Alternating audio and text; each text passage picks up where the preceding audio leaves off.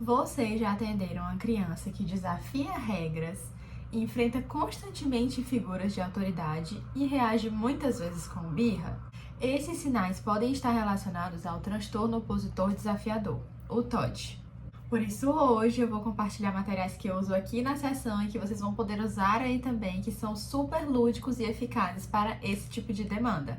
Mas antes, não esqueça de se inscrever, curtir e ativar o sininho, que toda terça tem vídeo novo no canal. Das dúvidas que vocês mandam aqui e lá no Instagram, @psivalescaromon. Então vamos para mais um vídeo. Vamos para o primeiro recurso, que é essa caixinha que se chama Enfrentando o TOD. O título é um pouco chamativo, mas eu acredito que eles tenham feito isso para atrair mais compradores. No geral, são 40 questões, situações para você colocar para a criança e entender como é que ela poderia resolver. Normalmente são comportamentos que as crianças que têm esse diagnóstico fazem.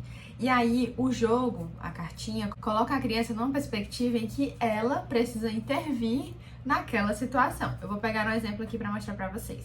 Nestor chutou a professora no pátio da escola. Se você estivesse passando e visse o que ele fez, o que faria?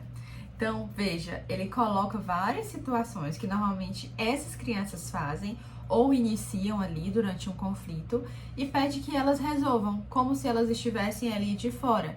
E isso traz para elas uma questão de perspectiva, porque muitas vezes o que acontece quando a gente coloca essas situações para as crianças, elas falam algo do tipo: ah, mas a professora fez tal coisa. Ah, mas foi por isso que eu reagi assim. Então, elas sempre trazem uma justificativa que na percepção delas é adequada para que elas tenham feito aquele comportamento. Então, essa cartinha ajuda a colocar a criança numa outra perspectiva. Tirar ela daquele centro e fazer com que ela observe ali de cima, por fora, como é que seria, como é que a outra pessoa está se sentindo, como é que ela se sentiria vendo outra pessoa fazendo aquilo.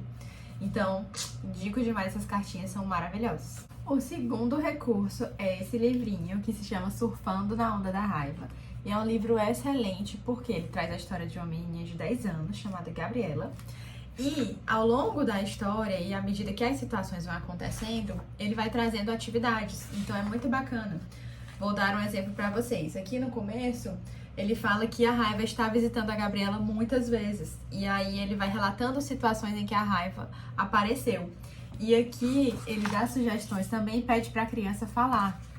Você sente raiva muitas vezes? O que te faz sentir raiva? Aponte as figuras ou fale situações em que você ficou com raiva.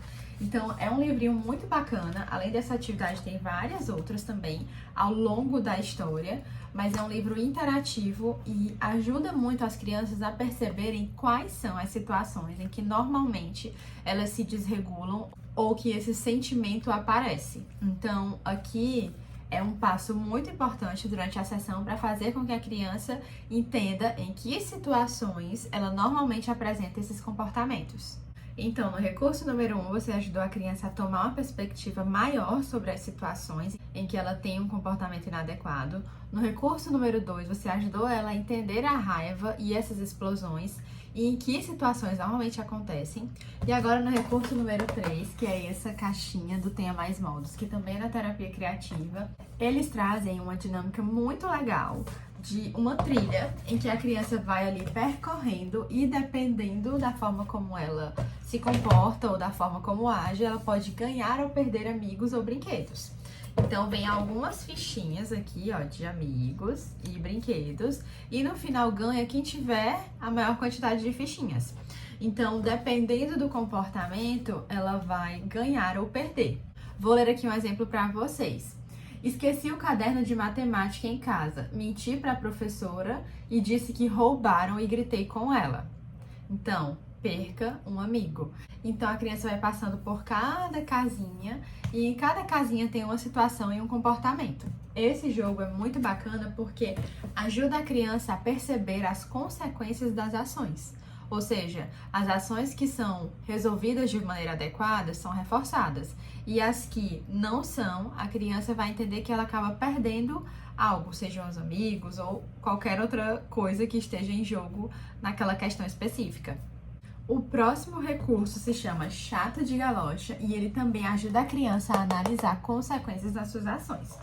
Então, são várias historinhas que vêm organizadas assim, vou mostrar pra vocês. Então, tem a sequência da história e ele dá 4 alternativas para a criança escolher qual é o melhor final. Então, nessa história aqui, por exemplo, a criança está brincando no tablet e a mãe chama para tomar banho e a criança não vai. Depois a mãe chama de uma forma mais enérgica. E aí a criança tem que escolher junto com você qual vai ser o melhor comportamento ou a melhor forma de resolver essa questão. Se é continuar fingindo que não ouviu, se é pedir mais 5 minutos, se é pegando sua toalha, seu sabonete e indo tomar banho, ou começar a chorar e gritar. Com essas historinhas, a criança percebe quais são os melhores comportamentos, ou a melhor forma de resolver as coisas, e você pode ir analisando ali também, junto com ela, as alternativas que não são adequadas, quais são as consequências. Então, por exemplo, se a mãe chama para tomar banho, qual vai ser a consequência de chorar, gritar ou ficar pedindo mais tempo?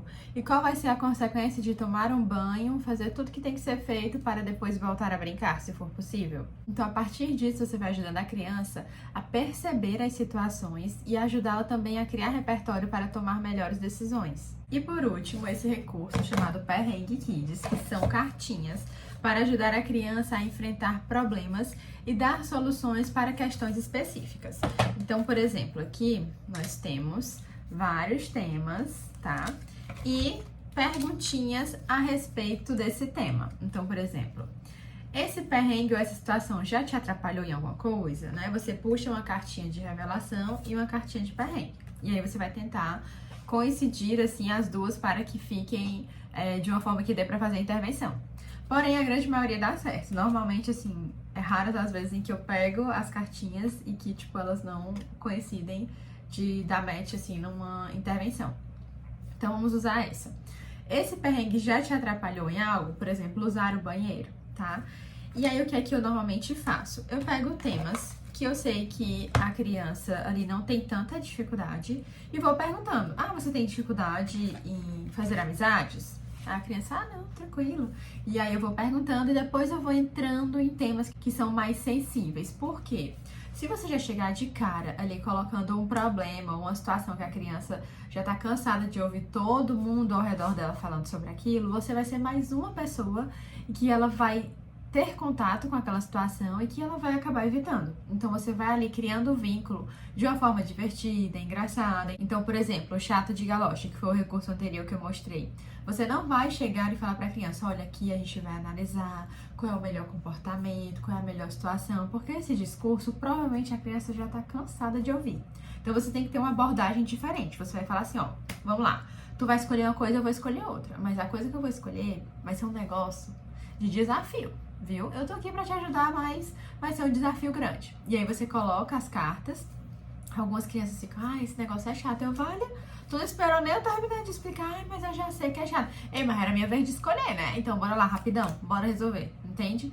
Eu evito usar algumas palavras como vamos fazer um combinado ou vamos colaborar com isso, porque às vezes já são palavras que estão tão pareadas ou associadas a situações assim que essas crianças enfrentam no dia a dia, né? De, por exemplo, elas terem uma birra ou uma desregulação e alguém falar, vamos fazer um combinado, você precisa melhorar nisso, vamos fazer aqui um acordo, enfim. Que normalmente elas já associam. E isso ficou tão claro pra mim, depois, inclusive, de que eu atendi um paciente que era muito difícil na sessão. E às vezes, sem querer, eu falava a palavra combinado e ele, nada de combinado. Ele falava assim, não quero combinado nenhum. Então, eu fui trocando essa palavra por outras coisas. Eu disse, então vamos fazer assim, vamos fazer desse jeito. Você escolhe, o que a gente faz agora?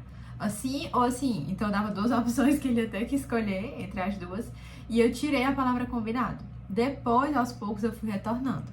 E aí, isso foi ajudando ele também a quebrar a rigidez em relação a essa ou outras palavras. Então, perceba se isso acontece com o seu paciente também, porque às vezes pode ser uma situação que é frequente. E é isso, meninas. Essas atividades, esses recursos ajudam não só a criança a adquirir novos repertórios, mas também a ficar mais engajada na sessão, porque são materiais lúdicos. E isso atrai muito a atenção delas.